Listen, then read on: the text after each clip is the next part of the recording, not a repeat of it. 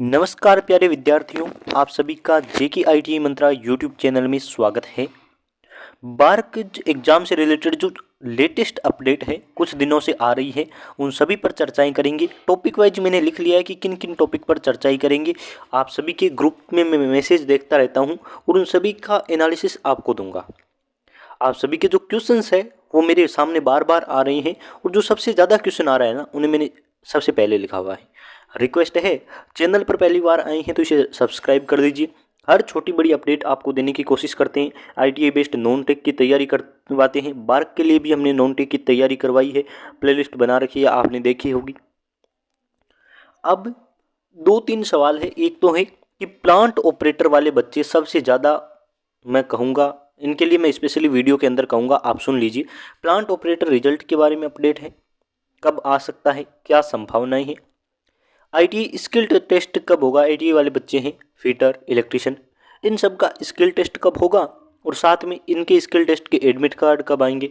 ये भी बच्चे हैं टेंशन में, इनको भी वेटिंग है।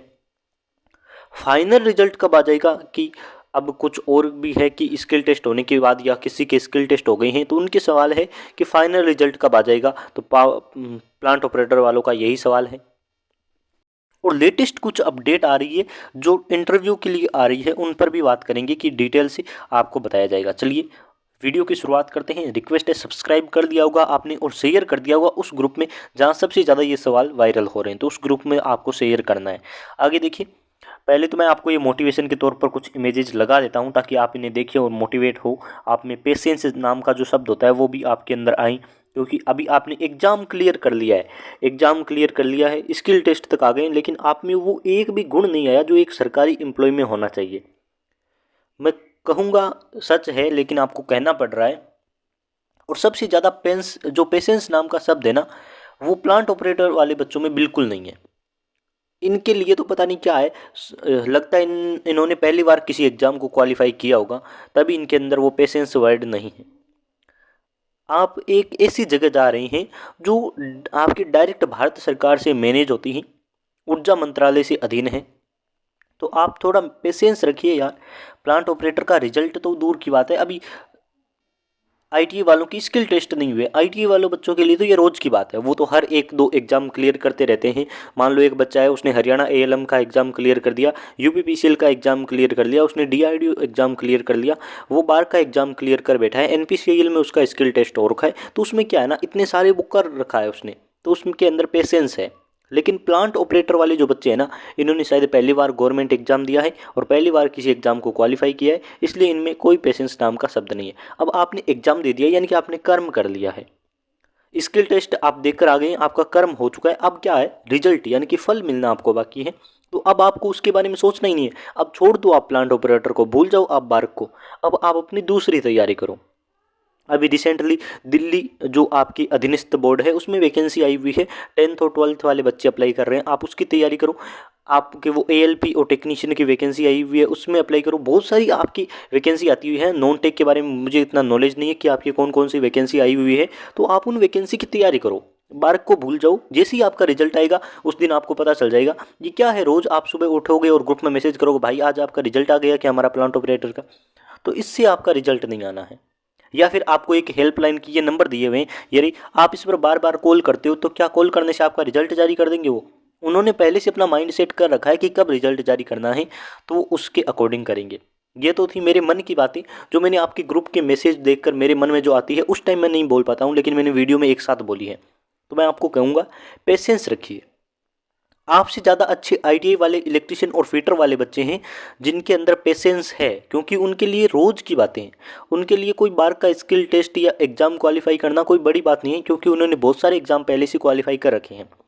उनका एक दो नंबर से डीआरडीओ में सिलेक्शन होने से रहा है, तो उनके अंदर पेशेंस है।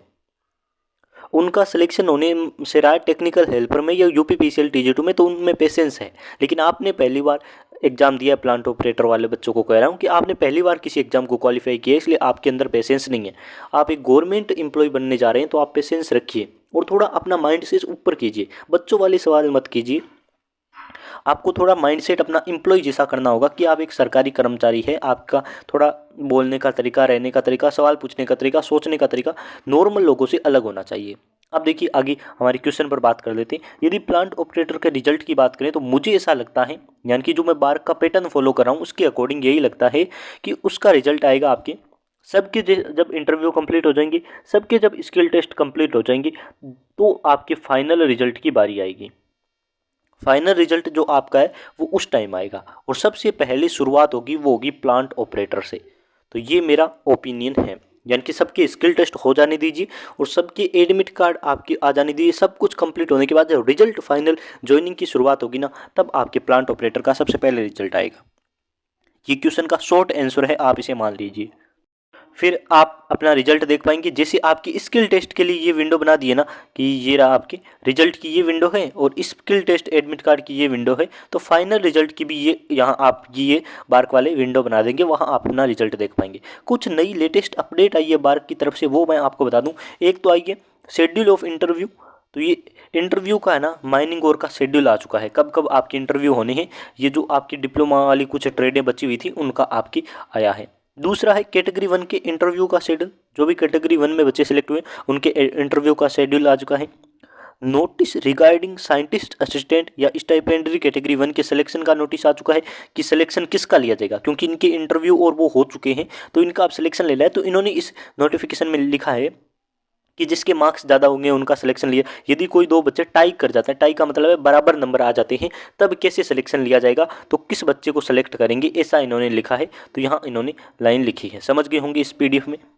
ये है आपकी notice regarding technical officer C selection के लिए, तो इसमें भी सेम यही बात लिखी है।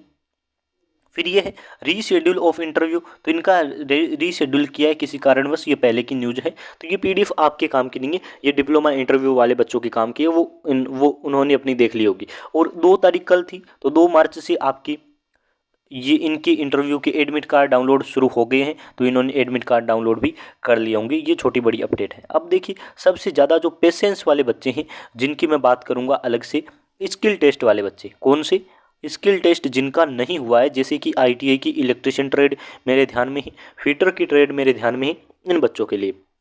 तो इनको मैं आपको बता दूं, अभी स्किल टेस्ट हो चल रहा है, मुझे लगता है फाइनल हो गया डिप्लोमा वालों का, बस फाइनल हो जाएगा, लेकिन फाइनल की डेट बहुत दूर है यार। 28 मार्च तक मैंने देखा है कि एक बच्चे का, यानी कि इन्होंने इंटरव्यू की जो यहाँ इस लिस्ट में दिया है ना, इन लिस्टों में इंटरव्यू और स्किल टेस्ट की, तो इनका है ना वो 28 मार्च तक चल रहा है। इनका जो है ना स्किल टेस्ट इंटरव्यू जो भी आप बोले वो 28 मार्च तक चल रहा है, यानी कि मार्च वाला महीना खत्म हो रहा है।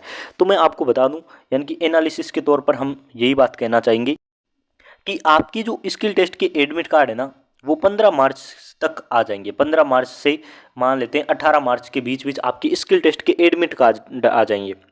और आपको पता है एडमिट कार्ड आने के 20 दिन से बाद, यानी कि 20 दिन का लगभग आपको टाइम देता है तैयारी के लिए, उसके बाद आपका स्किल टेस्ट लिया जाएगा। यानी कि हम 15 मार्च चली तो 5 अप्रैल से आपकी स्किल टेस्ट होने की संभावना है। अब मार्च वाला महीना तो आप छोड़ ही दो कि आपका मार्च में स्किल टेस्ट हो जाएगा क्या, क्योंकि बच्चे इनके पास बहुत हैं। एक तो इन्होंने 3 गुना 5 गुना वाला सिस्टम कर दिया है ना, तो 3-5 गुना में बच्चे बहुत है, तो इनको निकालना एक मुश्किल हो रहा है। सबका डॉक्यूमेंट वेरिफिकेशन कर रहे हैं, तो ये वाला है। और एक और सवाल है कि यहाँ मैं ऐड करना चाहूँगा, अब मैं भूल गया हूँ, अभी याद आया, एससीवीटी वाले बच्चों के लिए भी मैंने 1-2 लाइन सोची है कि एससीवीटी वाले बच्चों को बाहर कर रहे हैं। हाँ हाँ बिल्कुल ये सही है, यस मैं इस पर यही कहूँगा टिक। एससीवीटी वाले बच्चों को ये बाहर कर रहे हैं। स्टेट से जिनका भी आईटीआई किया हुआ है उनको बाहर कर रहे हैं। इसका एकमात्र कारण यही है कि इन्होंने कंप्लीट नोटिफिकेशन में लिख दिया था कि 10वीं में इतने % होने चाहिए, आईटीआई में एनसीवीटी होना चाहिए, तो फिर आपने यार अप्लाई करके सबसे बड़ी गलती कर दी। अब इसमें आप मेरे सामने वो स्क्रीनशॉट आ रहा है, बार बार भेज रहे हैं, तो उसमें लिखा आ रहा है कि राज्य सरकार या केंद्र सरकार से आप कोई भी जो मान्यता प्राप्त बोर्ड है उससे आपने एक्सपीरियंस या एजुकेशन क्वालिफिकेशन ले रखी है तो आप अप्लाई कर पाएंगे, लेकिन ऐसा नहीं है। उन्होंने कंप्लीट क्वालिफिकेशन में ये भी लिखा है कि आईटी आपकी एनसीवीटी से होनी चाहिए। अब देखिए एनसीवीटी उन्होंने पहले ही लिख दिया है, तो यही होता है। इसरो वाले भी एनसीवीटी मांगते हैं, उसमें यदि एससीवीटी वाला अप्लाई करेगा तो ये तो है गलत ही है। आपको पता होना चाहिए, अप्लाई करने से पहले आपको पूरा पढ़ना चाहिए कि कौन कौन अप्लाई कर सकता है। लेकिन कुछ बच्चों का ये माइंड सेट यही होता है कि यार इसमें लिखा हुआ है एनसीवीटी वाला अप्लाई कर सकता है, लेकिन मेरे तो एससीवीटी है, मैं कर देता हूँ। चलो एससीवीटी वाला सोचता है मैं अप्लाई कर देता हूँ, एग्जाम क्वालिफाई कर दूंगा, और मैं क्या करूँगा बाद में, वहाँ जब डॉक्यूमेंट वाले होंगे तो वहाँ बोल दूंगा सर यार मेरा चला लो यार। ये नहीं होता है, कहीं कहीं हो जाता है, वो अलग बात है, लेकिन बार्क वाले अप्लाई नहीं कर रहे हैं। तो एससीवीटी वाले यदि स्किल टेस्ट देने जा रहे हैं तो आपको सीखने को मिलेगा, जाइए मैं कहूँगा। यदि आप ये सोच लेते हैं कि एससीवीटी को बाहर कर रहे हैं, हाँ बिल्कुल कर रहे हैं, तो आप स्किल टेस्ट देना जाना चाहे तो जा सकते हैं, वरना आप पर है ये बात। लेकिन आप जाना चाहेंगे तो वहाँ आपको कुछ ना कुछ सीखने को मिलेगा कि स्किल टेस्ट होता क्या है, ये तो आप ज़रूर सीख पाएंगे। लेकिन अप्लाई आपको नहीं करना था, पहले ही इन्होंने मना कर रखा था। ये एससीवीटी वालों का सवाल हो गया। और ये मैं स्किल टेस्ट का बोल देता हूँ कि स्किल टेस्ट आपकी इस टाइम शुरू हो जाएंगे अप्रैल में। और जब अप्रैल में स्किल टेस्ट होंगे तो आप ज्वाइनिंग और मान सकते हैं मई जून हो जाएगा। तो यही आपका सिस्टम रहेगा, यानी कि लगभग टाइम लग जाएगा। एक वैकेंसी कंप्लीट होने में लगभग 1 साल से ज़्यादा का समय लगता है, आपको भी पता है 1 साल लग जाता है। यूपीपीसीएल TG2 देख लीजिए आप, डीआरडीओ के साथ वैकेंसी आई थी, डीआरडीओ में ज्वाइनिंग कब की मिल चुकी है, और यूपीपीसीएल की अभी रिजल्ट आए थे, अभी ज्वाइनिंग है। तो आप समझ रहे हैं कि एक वैकेंसी कंप्लीट होने में 1 से 1.5 साल का टाइम लग जाता है। और ये कोई बड़ी बात नहीं है, हर साल होता आया है। आपकी टेक्निकल हेल्पर देख लीजिए आप, उसमें भी 1 से 1.5 साल का समय लगा था आपको फाइनल ज्वाइनिंग में। तो हर साल यही होता है, एक वैकेंसी कंप्लीट होने में 1 से 1.5 साल का समय लगता है, ये ठीक है। इसमें यदि कोई वैकेंसी कंप्लीट हो रही है 1 से 1.5 साल में, तो ये एकदम प्रॉपर टाइम है, इसमें आपकी वैकेंसी कंप्लीट हो जानी चाहिए। तो आप पेशेंस बना के रखिए, अपनी और तैयारी कंटिन्यू रखिए। ALP टेक्नीशियन का एग्ज़ाम होने हैं, साथ में आपके इसरो के भी एग्ज़ाम चल रहे हैं, तो आप अपनी तैयारी कंटिन्यू रखिए। बहुत बहुत धन्यवाद आप सभी का।